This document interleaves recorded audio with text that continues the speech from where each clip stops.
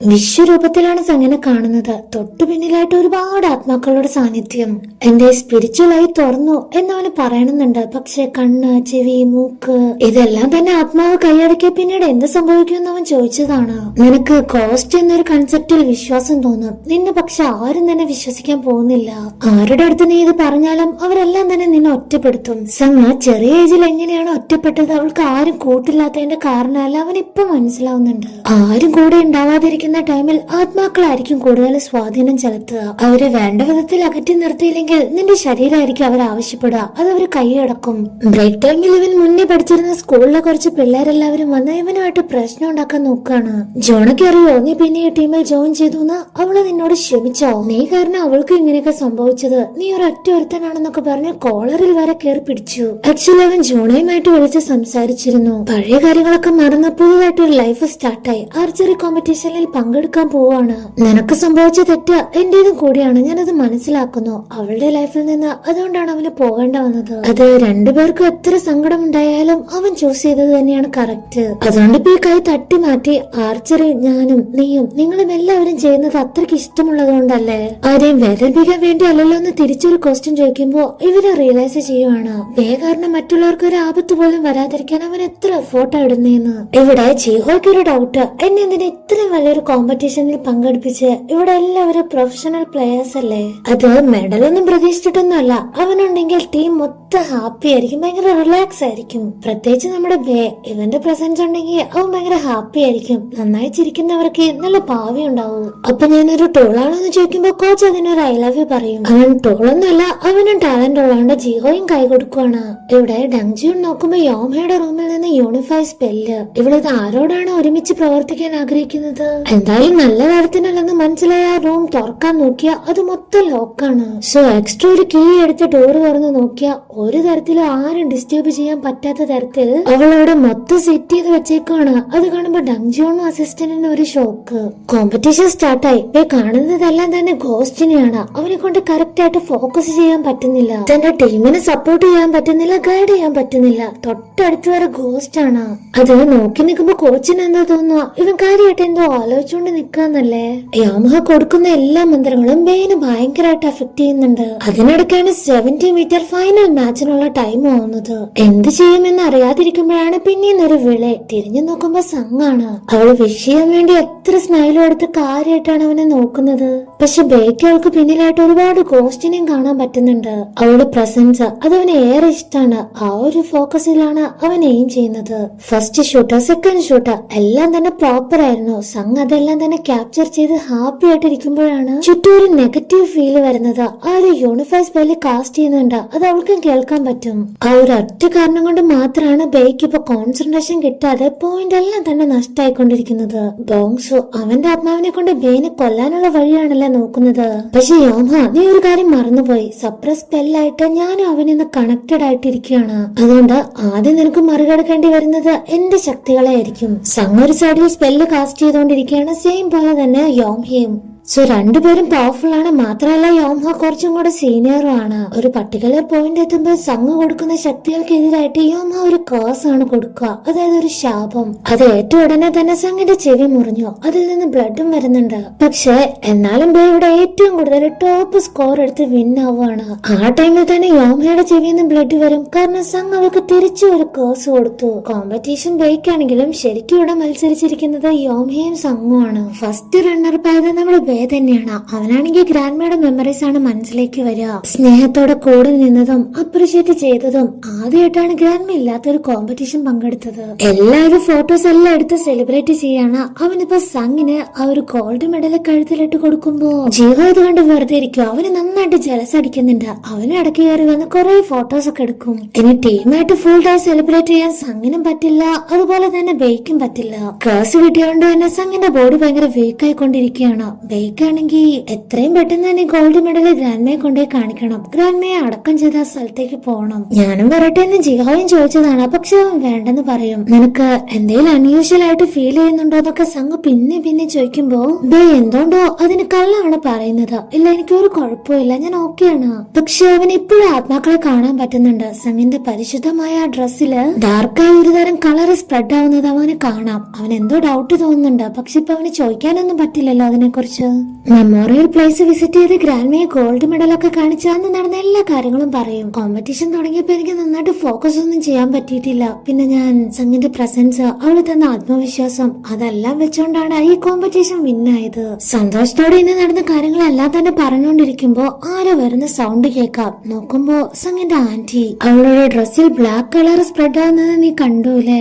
സംഘങ്ങളുടെ പരിശുദ്ധ ശക്തി വേറെ ആരെയോ ഹാം ചെയ്യാൻ വേണ്ടി യൂസ് ചെയ്തു. അതിനുള്ള ഡിവൈൻ പണിഷ്മെന്റ് ആണത്. അത് അവൾക്ക് ഒത്തിരി ബുദ്ധിമുട്ടുണ്ടാക്കുമെന്ന് പറയുമ്പോ ബേ അത് ഞാൻ ഏറ്റെടുത്തോളാന്ന് ആന്റിയുടെ അടുത്ത് പറഞ്ഞതാണ്. പക്ഷെ നടക്കില്ല. ഷമാൻസിനുള്ള പണിഷ്മെന്റ് ഒരു ഹ്യൂമൻ ബോഡി താങ്ങില്ല. അവൻ ഒരുപാട് റിക്വസ്റ്റ് ചെയ്ത് ചോദിക്കുമ്പോ ബേയുടെ കയ്യിൽ നിന്ന് സംഘം കൊടുത്ത ഹ്യൂമൻ അമലറ്റ് ഉണ്ടല്ലോ അത് തിരികെ വാങ്ങി അതിലെന്തൊക്കെയോ മന്ത്രങ്ങൾ ഇങ്ങനെ സ്പെല്ല് യൂസ് ചെയ്ത് നോക്കുകയാണ്. പക്ഷെ അതൊന്നും തന്നെ വർക്കായില്ല. കാരണം സംഘവും ബേയും തമ്മിലുള്ള കണക്ഷൻ അത് അത്രയ്ക്ക് സ്ട്രോങ് ആണ്. രണ്ടുപേരും തമ്മിലുള്ള സ്നേഹം, പരസ്പര വിശ്വാസം അതിനെ മറികടക്കാനാവുന്നുമില്ല.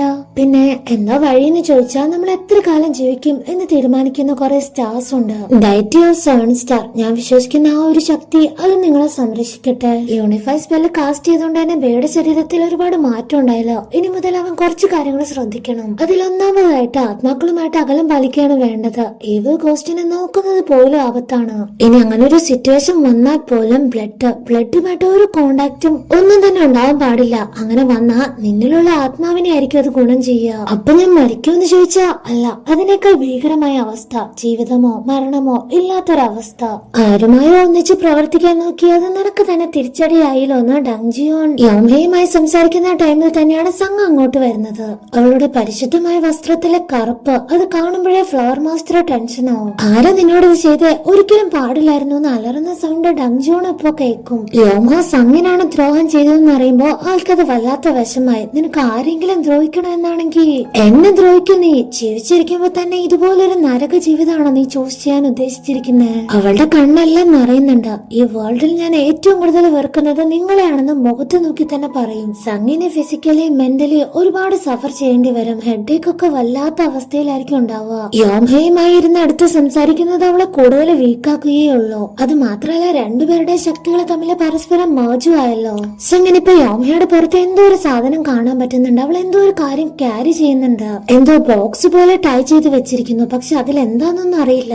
രണ്ടു മക്കളും അമ്മയുടെ മുന്നിൽ വെച്ച് തന്നെ പോര് വിളിക്കുകയാണ്. യോമയാണെങ്കിൽ സംഗിനെ തകർക്കാൻ എന്താ യൂസ് ചെയ്യാന്നറിയോ? അവളുടെ പാരന്റ്സ്, ഫാമിലി അതെല്ലാം തന്നെ കുത്തി പറഞ്ഞ് അവളെ മാനസികമായി തളർത്താൻ വേറെ നോക്കുകയാണ്. അവളെ പിടിച്ചു മാറ്റിക്കൊണ്ടുപോകാൻ ഫ്ലവർ മാസ്റ്റർ നോക്കിയാലും നടന്നില്ല. ഇപ്പൊ നീ കേട്ടോ, നീയും എന്നെ പോലെയാ വളർത്തു മകൾ. നിനക്കും എന്റെ ഗതി തന്നെ വരാൻ പോകുന്നത്. നീ ഇപ്പൊ അമ്മയായി കൊണ്ടേ നടക്കുന്ന ഈ സ്ത്രീ ഉണ്ടല്ലോ, അവര് തന്നെ നിനക്കെതിരായിട്ട് നിൽക്കും, തള്ളി പറയും. ദഞ്ചിയോണാകെ ഒരു കാര്യം മാത്രമേ പറയുന്നുള്ളൂ, ഞാൻ നിന്നെ 9 മാസം പ്രായമായ കുഞ്ഞിനെ പോലെ ആ ഒരു ഹൃദയത്തിലെ കാണുന്നേന്ന്. അതിനെന്താണ് മീനിങ്, എന്താണ് അർത്ഥാക്കുന്നതെന്ന് അവൾക്ക് ഇതുവരെ മനസ്സിലായിട്ടില്ല. പക്ഷെ സംഗിനത് വലിയ വിഷമായി. യോംഹയ്ക്ക് പകരമായിട്ട് ഒരു റീപ്ലേസ്മെന്റ് എന്ന രീതിയിലാണോ അമ്മ എന്നെ എടുത്തു വളർത്തിയത് ഇങ്ങനെ നോക്കുന്നതെന്നൊക്കെ ചോദിക്കുമ്പോ അങ്ങനെയൊന്നും അല്ല, നീ അസിസ്റ്റന്റ് ലേഡി പറഞ്ഞ് സമാധാനിപ്പിക്കും. കാരണം ആർക്കും ആരെയും റീപ്ലേസ് ചെയ്യാൻ പറ്റില്ല. വെറുതെ അല്ല, അന്ന് ഫ്ലവർ ലാൻസ് കളിച്ചപ്പോ പോലെ യോംഹയുമായിട്ട് എനിക്കൊരു കണക്ഷൻ ഫീൽ ചെയ്തായിരുന്നു. ഞാനും അവളെ പോലെ ഇനി ഏവൾ ഷമാനാവോന്ന് ചോദിക്കുമ്പോ മറ്റൊരു അമ്മയെ പോലെ അവളെ പറഞ്ഞു മനസ്സിലാക്കുന്നതും ആശ്വസിപ്പിക്കുന്നതും ഈ അസിസ്റ്റന്റ് ലേഡിയാണ്. സംഗിന് ഇപ്പോഴും ആ ഒരു കൊഫിൻ ബോക്സ് കാണാൻ പറ്റുന്നുണ്ട്. അത് അവളോട് പറയേണ്ടെന്ന് വിചാരിച്ചതാണ്, പക്ഷെ പറ്റിയില്ല. ഒരു ബോക്സ്, വുഡൻ ബോക്സ്, അതിലൊരു തുണി ചുറ്റി നീയായിട്ട് ബന്ധിപ്പിച്ചിട്ടുണ്ട്. സംഘ പറഞ്ഞ കാര്യം ഒന്നും മൈൻഡ് പോലും ചെയ്യാതെയാണ് അവള് പോകുന്നത്. ആക്ച്വലി അത് അവളുടെ 9 മാസം പ്രായമായ മരിച്ചുപോയ കുഞ്ഞാണെന്ന് അവൾക്ക് ഇതുവരെ അറിയില്ല. ഇവിടെ ബയാണെങ്കിൽ ഇപ്പൊ തിരിച്ചു വരുന്ന വഴിയാണ്. അവൻ കണ്ണാടി പോലും നോക്കാറേയില്ല. ബോങ്സുവിനെ ഓടിച്ചാണോലോ. മാറി നടക്കുമ്പോഴാണ് ബേബി ഗോസ്റ്റുമായിട്ട് അതിന്റെ അമ്മ. എന്റെ കുഞ്ഞിനെ കാണാൻ എന്ത് ഭംഗിയാണെന്ന് നോക്കിക്കേ. നൈസായിട്ട് ഒരു സ്മൈൽ കൊടുത്ത് എസ്കേപ്പ്. ഒരിടത്ത് പോയിരുന്ന ബോങ്സുവിന്റെ തട്ട് വാങ്ങിയൊരു ഗിറ്റാറിസ്റ്റ് സൗണ്ട് ഉണ്ടാക്കി ഇനി അടി കിട്ടിയാലോ എന്നോർത്ത് അവനാണെങ്കിൽ അപ്പൊ തന്നെ ഓടിപ്പോവും. ഈ ടൈമിലാണ് ബോയം കറക്റ്റ് ആയിട്ട് ആ വഴി പോകുന്നത്. അതും വല്ലാതെ പേടിച്ച് വിറച്ച് എന്തോ ഒരു അവസ്ഥയിലാണ്. ആ ഗ്യാങ് ആണെങ്കിൽ അവനെ കൊണ്ട് വേണ്ടാത്ത കാര്യങ്ങളൊക്കെ ചെയ്യിപ്പിക്കുന്നുണ്ടെന്ന് തോന്നുന്നു. പൈസ കൊടുക്കാൻ പറഞ്ഞ ത്രെട്ടണിങ് വേറെ. മാത്രല്ല അവന്റെ പിന്നാലെ ഇപ്പൊ സൂയിസൈഡ് കോസ്റ്റ് ആണുള്ളത്. അവന് തീരെ നിവർത്തിയില്ലെന്നാണ് തോന്നുന്നത്. ബേ ആണെങ്കിൽ അവന് പിന്നാലെ ഫോളോ ചെയ്ത് പോയതാണ്. അപ്പോഴാണ് ആന്റി പറഞ്ഞ കാര്യങ്ങൾ ഓർമ്മ വരിക. കോസ്റ്റിൽ നിന്ന് അകലം പാലിച്ച് നിന്നോണം, അല്ലെങ്കിൽ നിനക്ക് തന്നെ അത് വിനയാവും. അതുകൊണ്ട് അവൻ നേരെ വീട്ടിലേക്കാണ് പോവുക.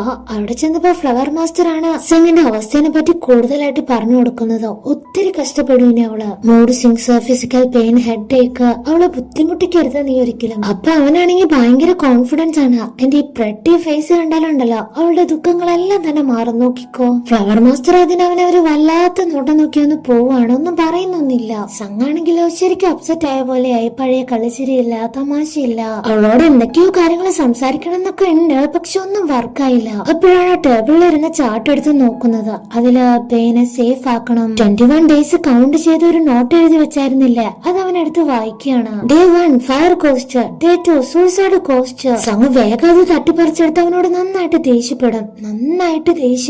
ആദ്യമായിട്ടാണ് ബേനോട് അവളെ റോഡായിട്ട് സംസാരിക്കുന്നത്. അതുകൊണ്ട് അവൾക്ക് ലൈറ്റ് ആയിട്ട് എന്തോ പോലെ. എന്നിട്ട് രണ്ടുപേരെ സെപ്പറേറ്റ് ആയിട്ട് കിടക്കുമ്പോ ബേ അവളോട് നന്നായിട്ട് ക്ഷമ ചോദിക്കുകയാണ്. അപ്പൊ സംഘം, നീയല്ല ഞാൻ സോറി പറയണ്ടേ, എത്ര കാര്യങ്ങളാ നീ അറിയാതിരിക്കാൻ ഞാൻ മറച്ചു വെച്ചിരുന്നേ. ഹ്യൂമൻസിനോടല്ലാതെ ഗോസ്റ്റ് ആയിട്ട് കൂട്ടുകൂടിയാ അത് ശരിയാവില്ല.